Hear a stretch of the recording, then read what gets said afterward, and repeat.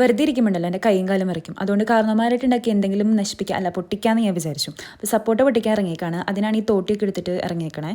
ഈ തോട്ടി ഞാനായിട്ട് എന്തെങ്കിലും സിമിലാരിറ്റി നിങ്ങൾക്ക് തോന്നുവാണെങ്കിൽ തികച്ചും യാദർശികമാണ്. ഞാനിതിന് ഉത്തരവാദിയില്ല. ഓക്കെ, അങ്ങനെ ഞാൻ ഫസ്റ്റത്തെ സപ്പോർട്ട് പൊട്ടിച്ചു. അപ്പോൾ തന്നെ എനിക്ക് കുറച്ച് കോൺഫിഡൻസ് കൂടി പണ്ടാരടങ്ങി.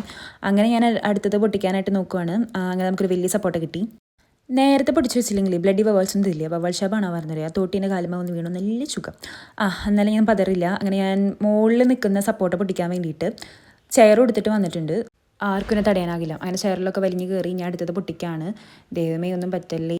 ഇനിയിപ്പോൾ ദൈവത്തിനെ പറഞ്ഞാൽ മതിയില്ല. അഥവാ എനിക്ക് എന്തെങ്കിലും പറ്റിയ ദൈവത്തിനെ കുറ്റം പറഞ്ഞിട്ടുള്ള കാര്യം എൻ്റെ വെറും അഹങ്കാരം. പറ്റണ മണിക്ക് പോയപ്പോൾ തലയിലെ ആപ്പിൾ വീണപ്പോഴാണ് ന്യൂട്ടൺ ഗ്രാവിറ്റേഷൻ ഫോഴ്സ് കണ്ടുപിടിച്ചത്. പക്ഷേ എൻ്റെ മണ്ടയ്ക്ക് വീഴാണെങ്കിൽ എൻ്റെ തലയിലുള്ള കളിമണ്ണ് ഇളകല്ലാണ്ട് പ്രത്യേകിച്ച് ഒരു ഗുണമുണ്ടാകാൻ പോണില്ല. അതുകൊണ്ട് സൂക്ഷിച്ച് പിടിച്ചാൽ എനിക്കും കൊള്ളാം, എൻ്റെ വീട്ടുകാർക്കും കൊള്ളാം. കുറേ സപ്പോർട്ട് കിട്ടിയിട്ടുണ്ട്.